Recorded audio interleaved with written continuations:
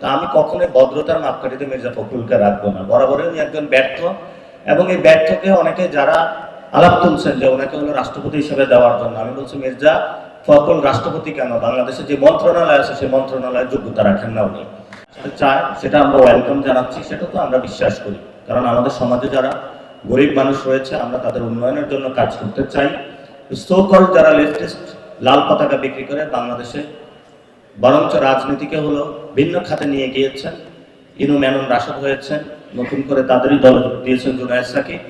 তো তাদের আমরা ইতিহাস জানি, ভবিষ্যতেও বাংলাদেশে তারা বাংলাদেশকে ভালো পথ দেখাতে পারবেন না।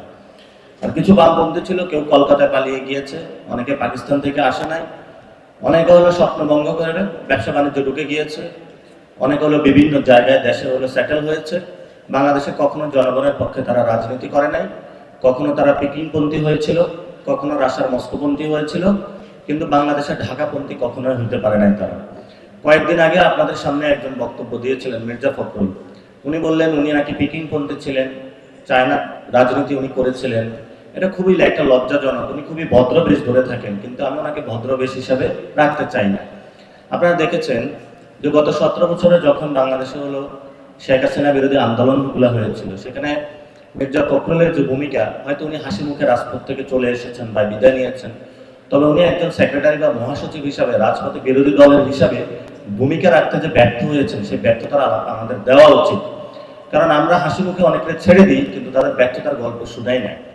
তারপর উনি একজন লোকাল গভর্নমেন্টের এখন মন্ত্রী হয়েছেন। বিভিন্ন জায়গায় যে মেয়রগুলো নিয়োগ দেওয়া হয়েছিল, এগুলো কোন প্রক্রিয়ায় নিয়োগ দেওয়া হয়েছে, সেই মেয়রগুলো আবার রাস্তার পাশে ফেস্টুন লাগায়, ব্যানার লাগায়, এক পাশে হলো সিটি কর্পোরেশনের লোগো, আরেক পাশে হলো জাতীয়তাবাদী দলের লোগো, এবং সরকারি টাকা খরচ করে তারা দিব্যি প্রচারণা করে যাচ্ছে। তারা নাকি আবার মেয়র ইলেকশন করবে, উপজেলা চেয়ারম্যান ইলেকশন করবে, এবং হলো পৌরসভার মেয়র ইলেকশন করবে। তো রাষ্ট্রের টাকা যদি খরচ করে তাদের করতে হয়, সেটা তো দায়ভার মির্জা ফখরুলকেই নিতে হবে। মির্জা ফখরুলের আরো অনেক, যদি ফিরিস্তি আমরা বলা শুরু করি, তা আমি কখনোই ভদ্রতার মাপকাঠিতে মির্জা ফখরুলকে রাখবো না। বরাবরই উনি একজন ব্যর্থ, এবং এই ব্যর্থকে অনেকে যারা আলাপ তুলছেন যে ওনাকে হলো রাষ্ট্রপতি হিসেবে দেওয়ার জন্য, আমি বলছি মির্জা ফখরুল রাষ্ট্রপতি কেন, বাংলাদেশে যে মন্ত্রণালয় আছে সেই মন্ত্রণালয়ের যোগ্যতা রাখেন না উনি। এরপরে যেই দাবিটা তুলেছেন, সেই দাবিটা তুলেছেন আসিফ নজরুল।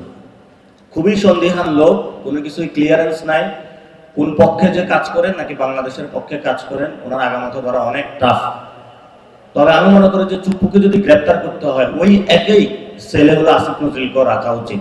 কারণ তার গণ অভ্যুত্থানের পরে সাংবিধানিক ধারাবাহিকতার অভিযোগ দেখিয়ে বা সুবিধা দেখিয়ে কিনে গণ অভ্যুত্থানকে ব্যাহত করেছেন, এবং বাংলাদেশের যে আকাঙ্ক্ষা ছিল সে আকাঙ্ক্ষাতে একটা প্যারাক ঠুকে দিয়েছেন আসিফ নজরুল। ফলে আসিফ নজরুল যিনি আছেন, ওনাকে আমরা কোনো ব্ল্যাঙ্ক চেক দিতে চাই না।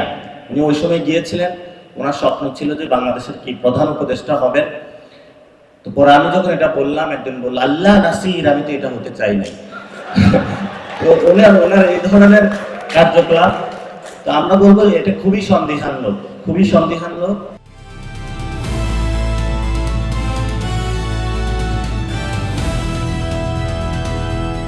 দিনাজপুর টিভি, মানুষের জীবনের কথা বলে।